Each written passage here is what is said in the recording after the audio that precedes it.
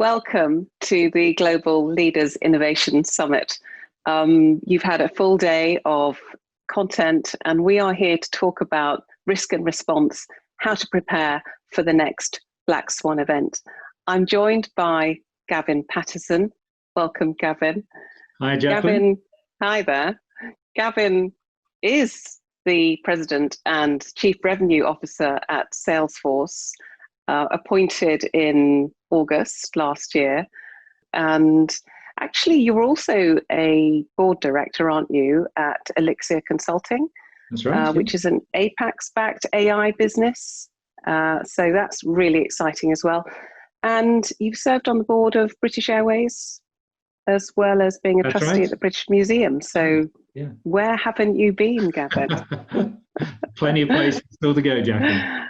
Well, right. And well placed to talk about our subject today, which is, with the last pandemic, which was in 2009, was COVID-19 really such a surprise, and could have been better prepared? We all tend to focus on the immediate threats rather than those that we consider to be high risk and low probability.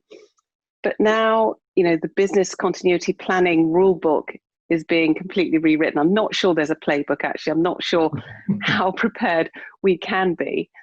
But there is quite a big debate as to whether the COVID-19 pandemic was a black swan event. It was highly destructive, but out of the blue, and quite a low probability event, we thought. We experienced SARS in 2004, H1N1 in 2009, Ebola in 2015. And then globally, we've been through terror attacks, financial meltdowns in 2008, tsunamis.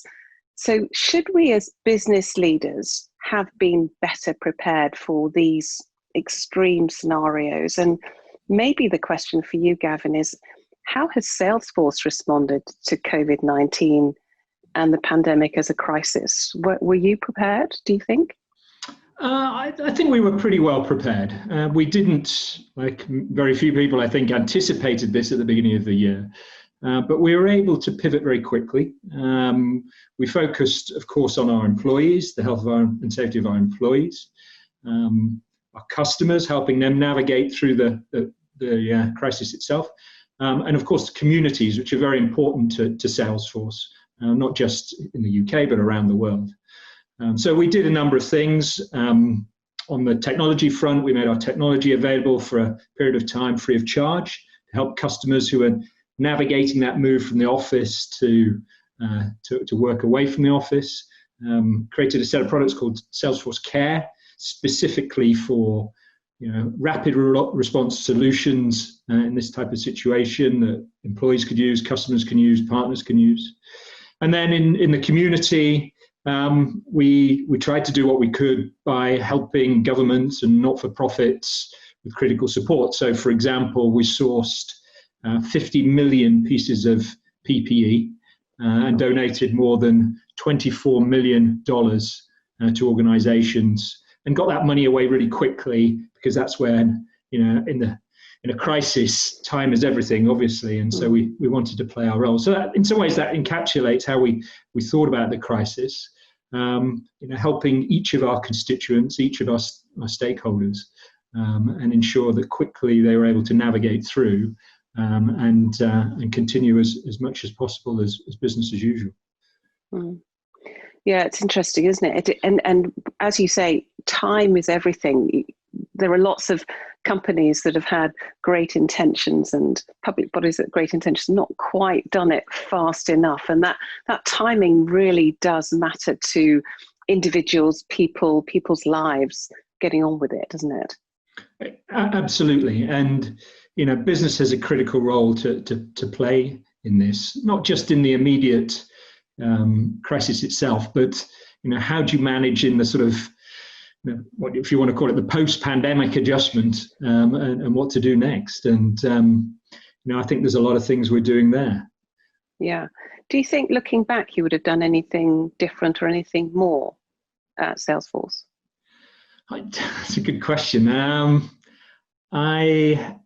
I think we did most of it right. We focused on all the constituents, as I say. We tried to make sure that we helped our customers through the crisis so they could navigate and continue running their businesses and their organizations. But I think we're not out of this crisis now. And of course, it's not the only crisis we've got. There's pandemic, economic, climate, racial equality. They're all a crisis of one form or another. But I think, trying to be optimistic about it for a second, we have, I think, a chance or an opportunity to sort of rebuild the economy and rebuild the role that business plays in the world, and to do that in a way which I think is more equitable and serves all the stakeholders within our community, not just our shareholders. And that's very much front and center to the way Salesforce thinks about things. It's always had a strong sense of using business as a platform for positive change in the world, and that values are right at the core of everything that the company does. So I think this is a fantastic opportunity to rebuild things, and build things, not to revert back, but actually to move forward and build a better world coming out of this. Yeah, I agree with you. Thinking about recovery and risk, and the people that we valued most pre-pandemic are now different to the ones that we value most post-pandemic. Cleaners, as an example, are right at the top of very important people as we social distance in our offices and try and get people back into business. So it's quite interesting that as well. And of course, NHS staff and all of that too. But we are entering, as we recover, we're entering a crucial period of, I suppose, post-pandemic adjustment. How are you dealing with that at Salesforce? What adjustments are you making? How are you engaging with your staff and also with your supply chain, I suppose, and all of your ecosystem? Well, I think this is a great opportunity for not just Salesforce, for every business to really rethink the way they do business, rethink the role that they play in the economy, to look more carefully at what we're doing for each of the stakeholders in our ecosystem, and asking whether or not we can do more or we can do something better, and we can create a more equitable society that thinks about long-term health and wellness for its citizens, drives growth, but also does more to protect against crises and risk. It was interesting you made the point in the opening, Jacqueline. It's even in the last 10 years, I think you and I have probably been through a few conversations about Black Swans over that period, and I'm sure there are going to be more shocks to the world economy and the way we work and live in the future. We've just got to be, learn not just how to, respond when they happen, but actually how do you anticipate them more, and ensure that people are able to cope with that disruption and uncertainty. So there's a lot to do. That I think central to it all, though, is digital transformation. That has accelerated during this period. And that is both a positive, I think, in many ways, but it does risk leaving people behind. And we recognize that. And so training and reskilling is absolutely key, because as we move things into a more of a digital economy, some jobs are going to change, and we need to make sure that everybody has an opportunity to play a role. But to do that, they need to have core digital skills, whether they are 15 or 50. And one of the things we've been doing is making our learning platform, which is called Trailhead, making that available to everyone. It's always been available to everyone, but we've ensured that we've promoted it more over this period. And I'm really encouraged that the number of people that have engaged in it has gone up 25% in the last 3 months. And so I think it's so important. It is. And, if you go through the full training modules, and you can go all the way through in the same way, if you were in the company or outside the company, you can go through that. It's an online learning platform. Indeed, I'm getting my kids to do it at the moment to demonstrate how anybody can do it. And, that will give you a fantastic grounding to work, not just in a company like Salesforce, but I think anywhere in the digital economy. Yeah. And let's face it, most companies are going to have a digital element to them anyway. And I think the stat is 90% of all jobs now require some kind of digital skill set. And so we can't afford to leave anybody behind. So it's a brilliant initiative to be much more inclusive, which I think is going to be one of the big changes as we emerge from the pandemic, is that it's not the rise of the robots that everyone worries about, but whether we can reskill ourselves every 10 years or less to make sure that we keep pace with technological change. That's going to be really important, isn't it? I couldn't agree more. It used to be that education was, primarily something you did at the beginning of your life, and then you joined a company and you spent 10, 20, 30, 40, sometimes 50 years there, I guess. But learning and rejuvenating yourself, reinventing yourself, really wasn't part of your, how you managed your career. That's fundamentally changed. Everybody has to take responsibility, I think, for ensuring that their skills remain fresh and relevant, and that commitment to learn and adapt and take on new responsibilities and learn new skills. I think is that attitude that everybody needs to really to strive towards, I think. And I think that's the key, isn't it? Is that it's not that someone else tells you now it's time to learn. It's not the government or your boss, or it's an individual responsibility to keep up with what's going on. Lifelong learning as a personal commitment, and something we all need to do. That's the part that we need to play. Yeah, it's an attitude that we've got to ensure that everybody who comes through school or going through business, that they see that it's taking personal responsibility for their own future, and recognizing that in a digital world you can learn a great deal of this, if not all of it, online. And it's just a mindset then. Yeah. And what's your view on the pandemic then as a lasting impact on business? Clearly, the learning side is one aspect to it. But to what extent do you think businesses need to rethink their strategies? Surely the plan needs to change, whatever that plan was. Yeah, I think it is. I think if we, as we come out of this, and and this is one of the things we're talking to many of our customers about now, is we try and think about what the new normal is, or how do we return to growth. If we don't use this as an opportunity to transform, if we don't use this as an opportunity to address some of the issues that existed before the crisis, I think it's a missed opportunity.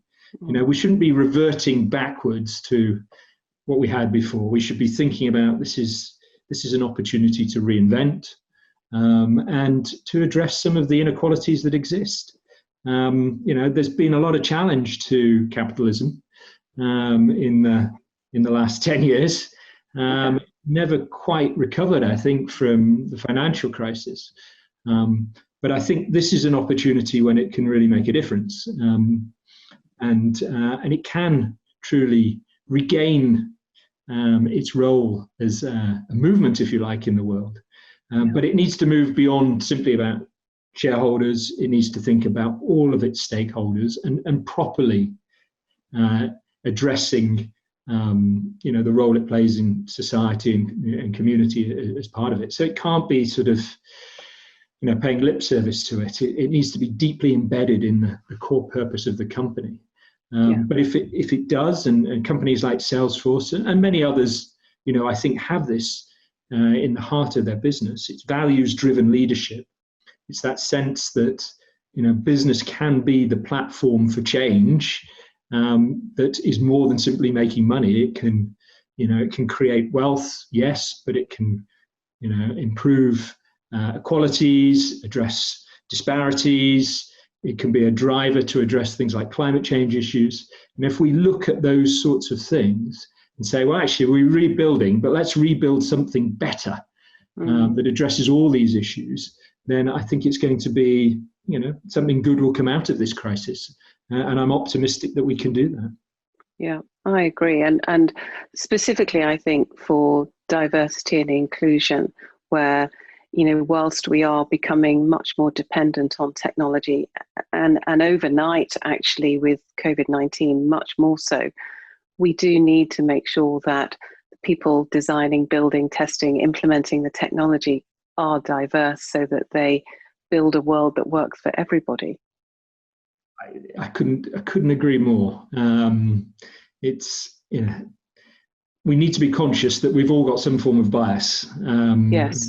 9/10 of the problem is recognizing you have a problem, I guess, and that we need to address that in the way we look at the world, and that's true for business leaders, but it's also true for many people developing the code that's part of the underlying software we offer.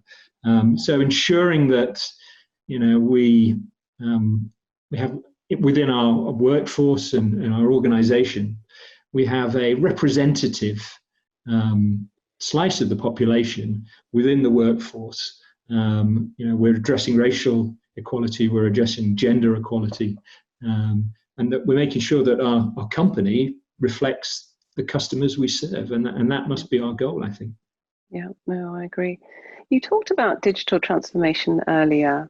What do you think the lessons are for businesses to learn around digital transformation so that they can move forward more confidently, more securely as well?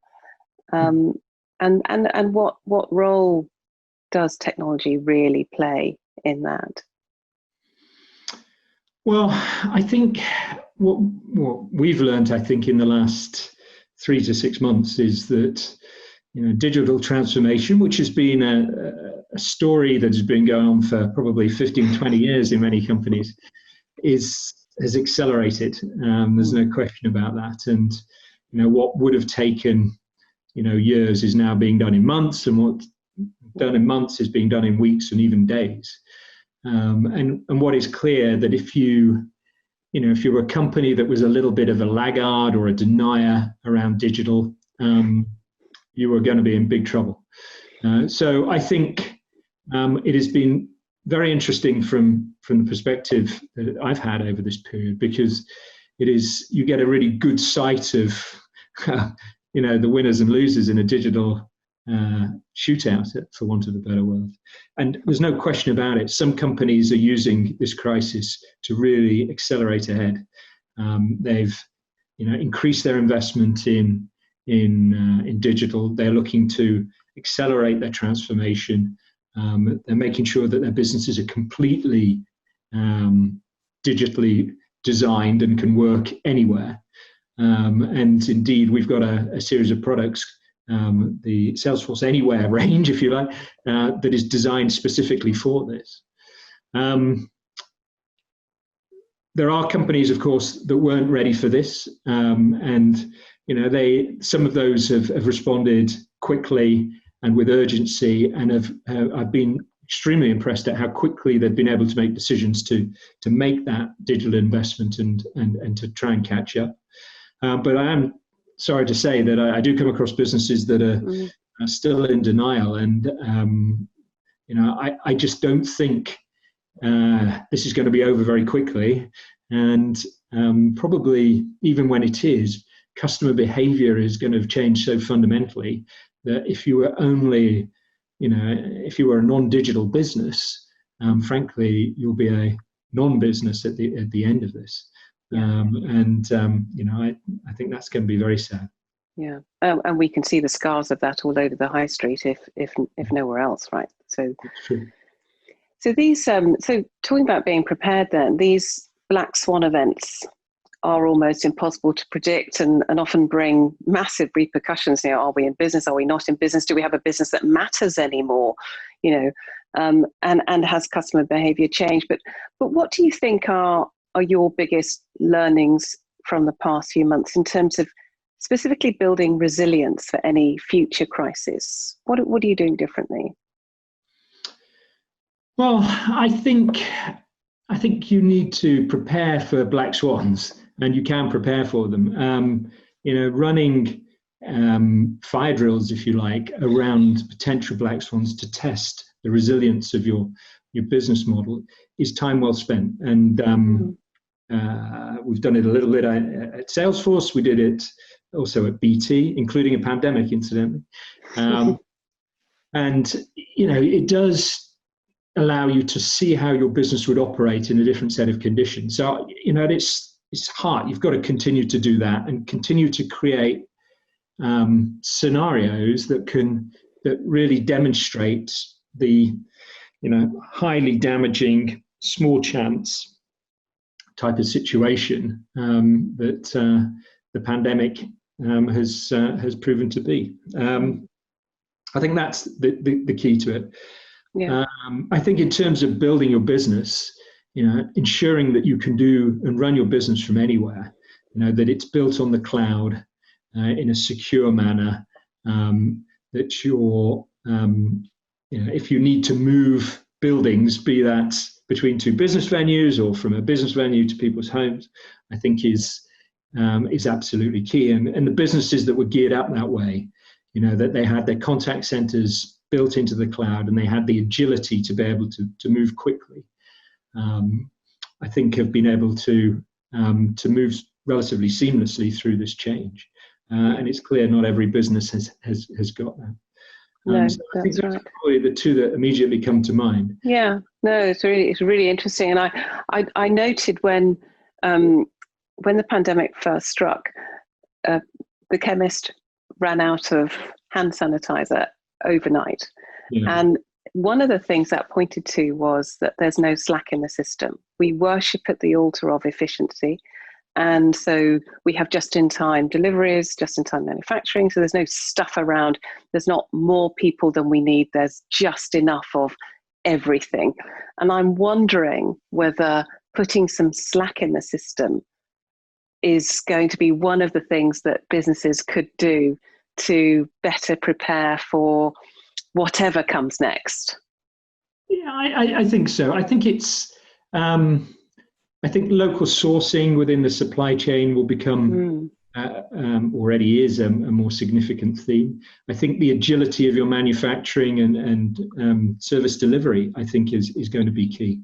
Yeah. Being able to pivot quickly if conditions change, to be able to tune up and tune down without it being a major infrastructure project, I think is really important. And ensuring that your skills and your capabilities are completely up to date and anticipating challenging conditions, I think is really key. It's in some ways it's no surprise that if you look around the world and see where the pandemic has probably been best managed. So, for example, Korea and Taiwan, those are the parts of the world that really did suffer the last time around we had a pandemic with SARS, and have really learned from it. And they were able to quickly move into a crisis management mode that really kept the pandemic under control. And we didn't in the West have that sort of resilience built into the system. Yeah. And also there's this, it's never going to happen to Western economies kind of thing going on. So perhaps as leaders, we will think differently as we look into that crystal ball, which is the future. So thank you, Gavin Pattison, President and Chief Revenue Officer at Salesforce. We take away from you adaptability, lifelong learning, and all things diversity and inclusion and building a world that includes everybody and works for everybody. Thank you for joining us at the Global Leaders Innovation Summit today. Thank you.